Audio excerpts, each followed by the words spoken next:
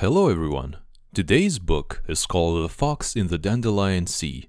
If you enjoy this audiobook series, consider subscribing to the channel. Let's proceed. The Fox in the Dandelion Sea, Volume 1.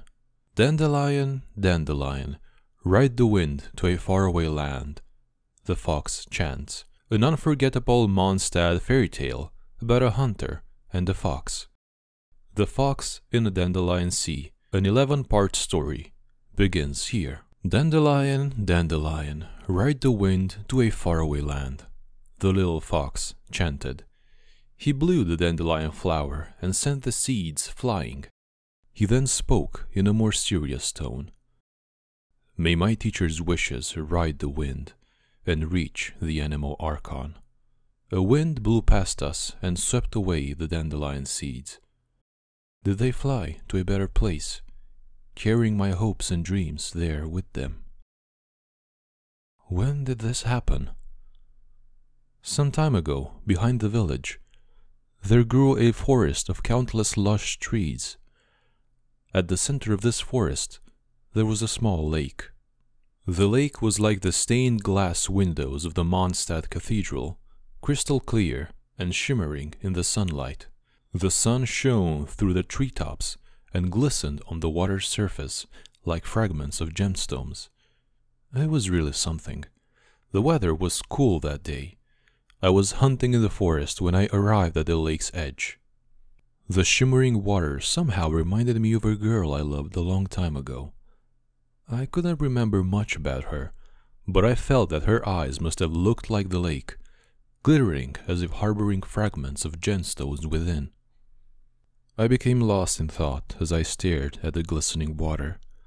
Walking transfixed along the lakeside, I had forgotten entirely that I was out for a hunt. I come to when I heard the sound of something freezing up. It was a mist flower growing by the lake, having just frozen the water around it.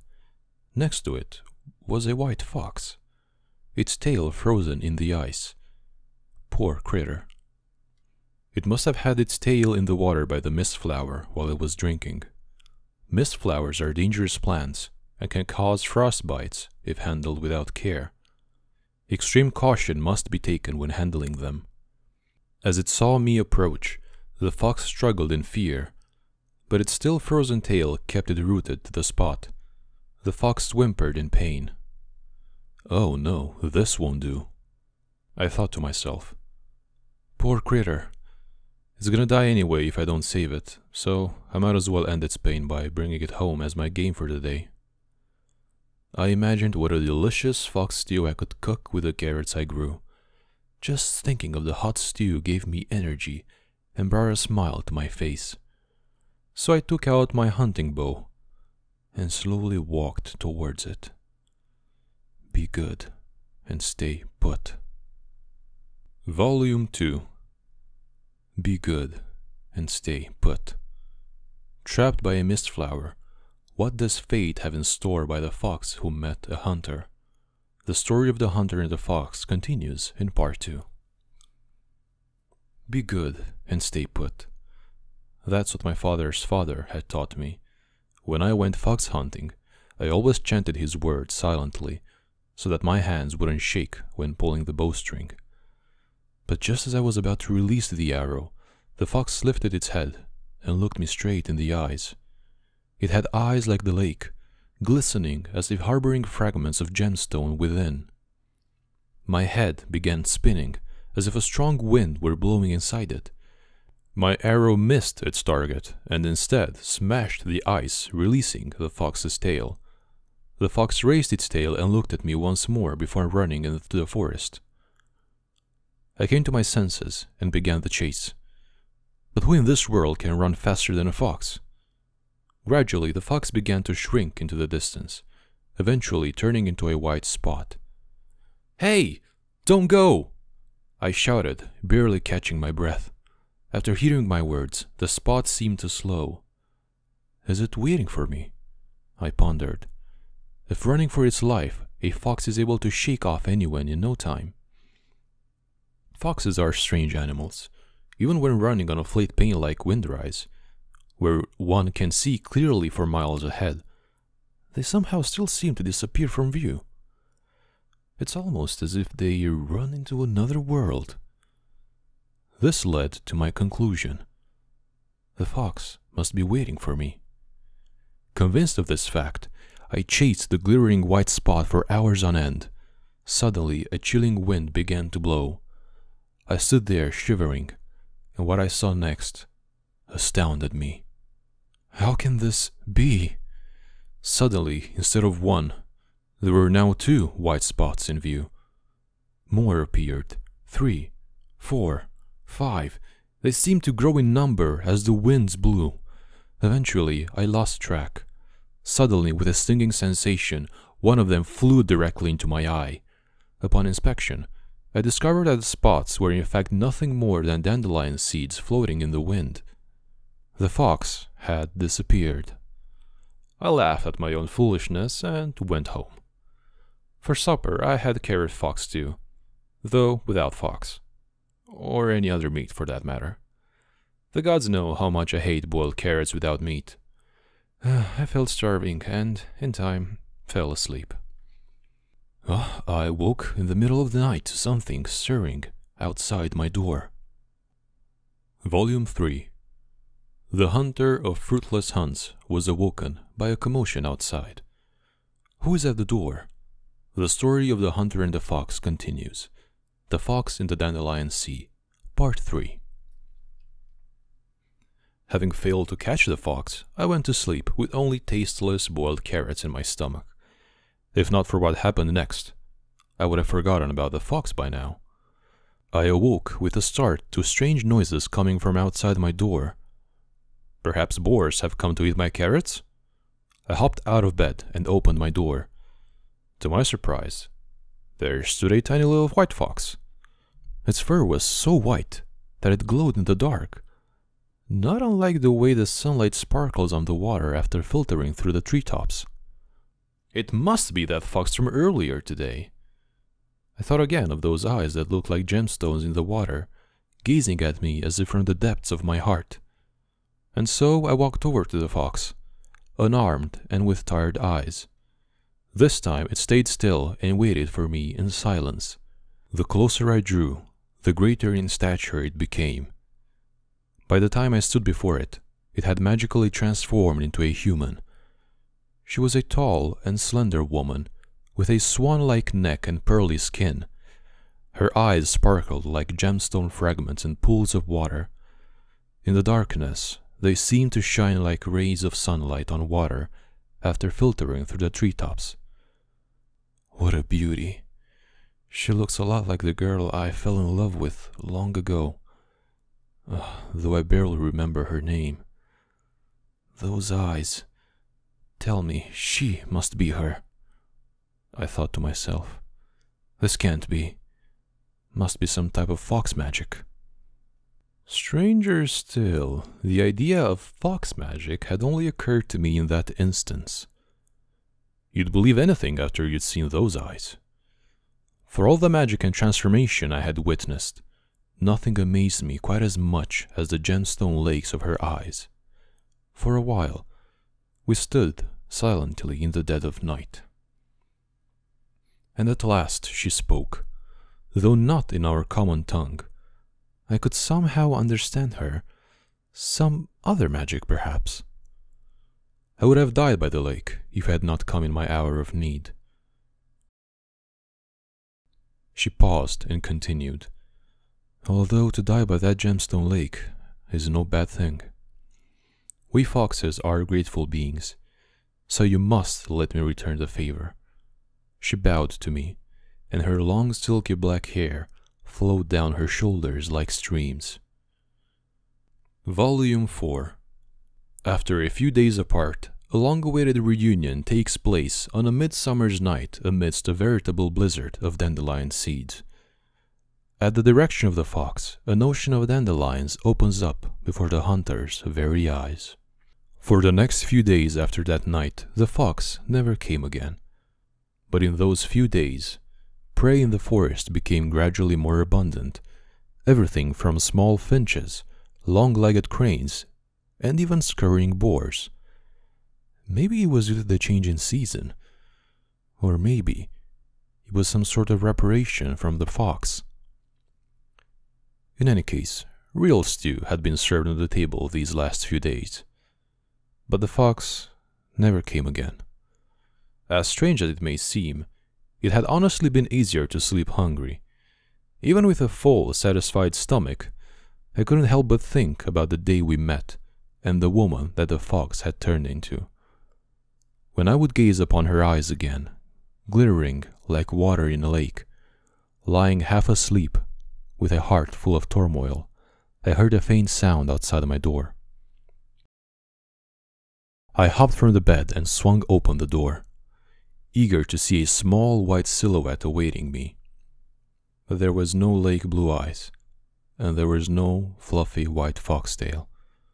Instead, all I could see was dandelion seeds, drifting in the white moonlight, floating like snowflakes in the air.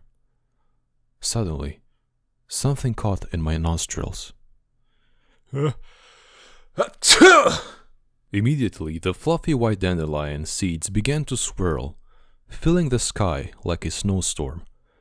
Amidst the flurry of dandelion seeds, a pair of jewel-like eyes were looking at me, staring straight into my heart.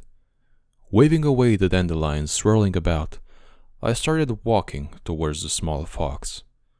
The fox raised its ears, and its furry tail flitted across the grass as it turned and disappeared into the depths of the forest. I hurried and followed closely behind. In amongst the darkness of the trees, soft patches of white could be seen weaving between the shadows.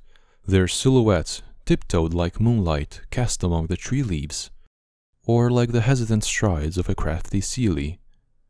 With unfaltering trust, I followed the fox round and about, soon emerging from the dark forest in a seemingly faraway land. There, in the moonlight, a sea of dandelions lay before me, stretching as far as my eyes could see. Stunned by the sight, I then noticed a rustling noise coming from just behind me. It was a light, delicate sound, like that of a girl walking barefoot across pine needles and leaves on the ground.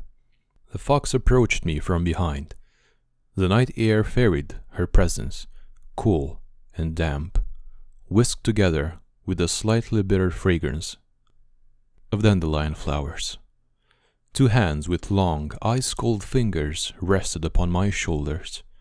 Then she leaned close to my ear, and her long hair dripped down over my shoulder. I could feel the pulse of her heartbeat and the soft rhythm her faint breath. It made me feel calm and at ease.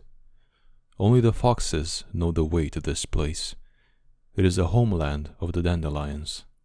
It is my desire that you would tarry here and teach my child human language. In return, I will teach you the magic of foxes. There was a tickle in my ear, as if one of the dandelion seeds grazed my ear as it was carried off in the warm night breeze. Strange. I had clearly never mentioned anything about fox magic to her before. How could she have known? With no reply, she took my hand and led me into the plush depths of the sea of dandelions.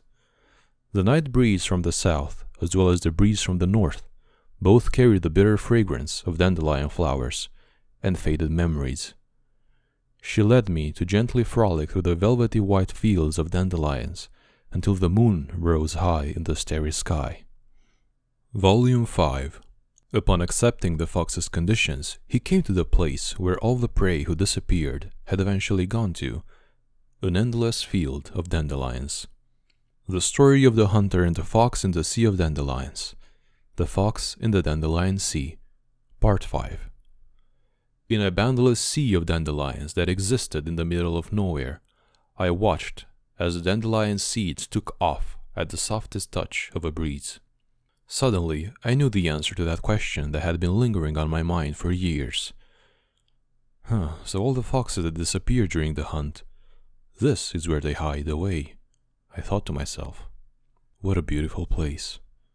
But when I began teaching the little fox to speak our common tongue, my heart always felt empty, like a wind was blowing inside of me. When we talked, I would look into her gemstone lake eyes. In those moments, I felt like I was speaking not to a fox, but to a girl I used to love many years ago. And so, when she was around me, it was as if I were in the presence of the child of someone I had once loved. We had an enjoyable time together, but the experience was somehow tinged with sadness. But the thought of her promise, if I succeeded in teaching her child to speak the common tongue, I shall impart the magic of transformation to you when the time comes. Remembering the way she made that solemn promise to me, I knew she was serious, and that gave me determination. Could I transform into a flying bird once I'd mastered the magic? How high would I be able to fly? Maybe I could transform into a fish and finally have a chance to go to Musk Reef. I could even use magic to hunt. I couldn't contain my excitement. No more meatless carrot stews for me. I lost track of how long I stayed in the Dandelion Sea, where everything sways gently into the wind. One reason was that the little one was such a fast learner. I taught him not only our language, but everything I knew in one package, including how to count, how to grow carrots, how to change window panes, and how to sharpen knives. When it came to rest, we would talk idly. "Why must you learn human speech?" He answered swiftly, "So that when I transform into a human, I can befriend them." I continued, "Why would you want to befriend the humans?" He dropped his gaze. Volume 6. Why do you want to learn the language of humans? So I can befriend humans when I become one. The childlike voice says in the Sea of Dandelions. The Fox in the Dandelion Sea. Part 6. Why must you learn human speech? On one occasion I asked the little fox this question. He answered cheerfully in the common tongue, so that when I transform into a human, I can befriend them. Why would you want to befriend the humans? This seemed to make him sad, and he dropped his gaze. I saw a boy in the distant forest. He was dressed in grey. He looked and had eyes like a wolf, he added. I had just mastered my magic, and was running around excitedly on my hind legs. Running on the grass was fun, but sadly, due to the difference in height, a fox can't see or smell the same things that a human can.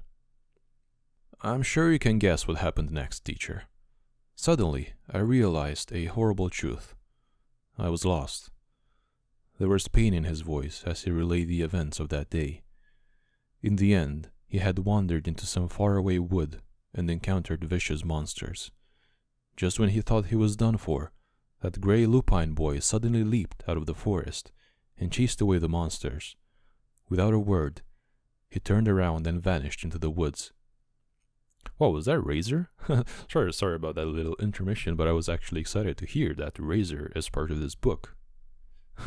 Pretty cool. Alright, let's get back to it. Sorry about that. If I could transform into a human and speak their language, I could track him down and make friends with him, he said gleefully. I couldn't help but ask when I heard his reply. Am I not your friend? The little fox answered sincerely in the common tongue. Mommy told me that it's different because you're my teacher, but I'd only hurt you if I tell you that. He tilted his head in befuddlement.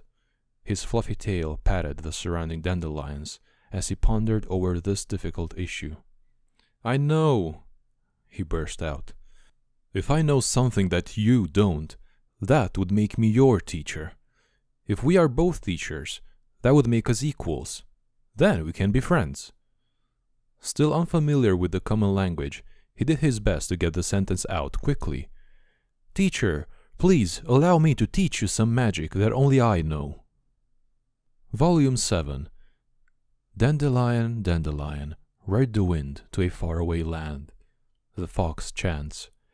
Can the hunter also learn magic to make his wish come true? The Fox in the Dandelion Sea, Part 7. Teacher, please allow me to teach you some magic that only I know. Still unfamiliar with the common language, he did his best to get the sentence out quickly, eager to befriend me. He picked a little dandelion. "Dandelion, dandelion, ride the wind to a faraway land," the little fox chanted. He blew the dandelion flower and sent the seeds flying. He then spoke in a more serious tone. "May my teacher's wishes ride the wind and reach the animal Archon." A wind blew past us and swept away the dandelion seeds. "See, the animal Archon has just answered my wish," he exclaimed merrily. "What wish did you make?" "To become friends with my teacher." He lowered his head abruptly. "It must have been tiring to teach him how to speak your language. Our mouths are structured differently from a human's, so I must thank you for your effort." We had not noticed Mother Fox approaching. Her eyes were like bottomless lakes, and the little fox quietly hid himself among the dandelions to escape her gaze. "When he has mastered human language," I thought to myself. "When he has mastered human language," she said softly. Volume 8. When he has mastered human language, the fox's voice is gently carried away by the midnight breeze, drifting further and further away, together with the dandelion seeds. After all, the fox is a different kind of creature from the human, and the two do not share all the same sense of mirth and misery. "When she has mastered human language," thus she softly said. I looked at her face, mesmerized. I couldn't hear what she said after that. The mischievous night breeze was laden with dandelion seeds, which muffled her words.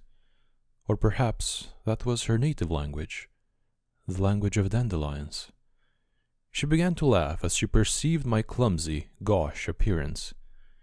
She had the most beautiful laugh.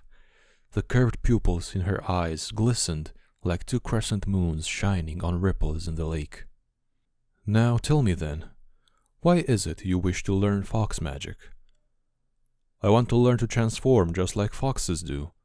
That way I could turn into a bird and fly to the highest of heights and behold places that were once too far away for my eyes to see." That was my reply. "Ah, yes. No longer will I need to lie in wait among the bushes while hunting. Instead, I will be able to freely soar high above like a falcon." Thus I kept thinking to myself. As I was thought to myself, the dandelion seed in my hand began to float up towards the moonlight, almost as if it had heard my thoughts. "I see." She lowered her head slightly, and her long black hair flowed down her neck like a waterfall, glistening in the moonlight. Her pale white skin shone brightly, seemingly reflecting the wisps of cloud in the night sky above. I couldn't take my eyes off her. After a moment, I quickly turned my gaze away as I started blushing away. Foxes are free animals. They would never cover their beauty because of shame like humans do. Although this certainly wasn't the first time I beheld her. Every time the moonlight shone upon her long hair, I couldn't help but blush and look away.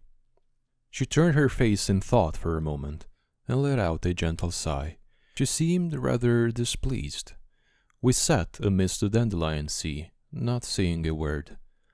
Long time has passed, long enough that I started thinking that she might be angry with me. "We foxes are grateful beings. I will teach you the magical transformation, and so fulfill your wish," the fox said, turning her face towards me.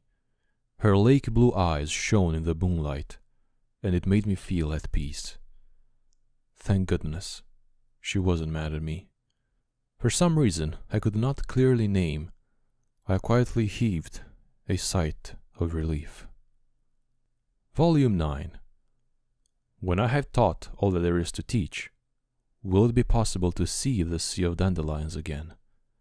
In the dandelion sea, the hunter starts to contemplate leaving. Foxes are clever animals, clever and cunning. The little fox learned very quickly and could sometimes even ask questions that would stump me, for human speech is complicated and intricate, nothing like the innocence of animal speech. Sometimes the language is like a yarn ball caught in the paws of a cat. It catches here and there again it catches a student's tongue, sometimes even tripping a teacher up. But foxes are clever animals, and very quickly they learned the many intricacies of human speech that were handed down over the generations, becoming able to describe the way dandelions float away, or how the moonlight shines over the lake in a rudimentary manner. Every time the little fox discovered a new term, every time he tried using unfamiliar words to explore a familiar world, to bestow meanings upon the wind, dandelions, and the earth, she would be beside him, smiling, watching us. The little fox learned very quickly, but I did not take much joy from that. When I had run out of things to teach, would she still keep me here in this dandelion sea? When that time came, would I still be able to behold those beautiful eyes under the moonlight? Would she still lead me into the depths of the dandelion sea, smiling slyly as we frolicked and breathed in the bitter fragrance that came from both the north and south winds? As I thought about such things, I became lost in sullen memory. Yes, that's right. On that night that I could no longer remember clearly, when I was about to part with the girl I loved, the same moon had hung me in the sky as well. Thank you for everything up until now. Before I knew it, the fox had walked in front of me. She bowed, and her hair spilled over the shoulders, flowing like water in the glimmering moonlight. Once he has learned human speech, he should be able to make more new friends. I am truly thankful for all you've done. He has also cheered up significantly since beginning to learn the human language. She gazed at me, her deep, unfathomable eyes shining like jewels. Still, once you have finished teaching us the human language, where will you go then? Enraptured by those shining eyes, I forgot to reply. Was this fox magic too? Seeing my wooden expression, the fox laughed and sighed. Then she turned and began walking in the direction of the moon, leading me further into the center of the moonlit dandelion sea. Seeing this, the little fox swished its tail from side to side and burrowed into the dandelion fields. Volume 10.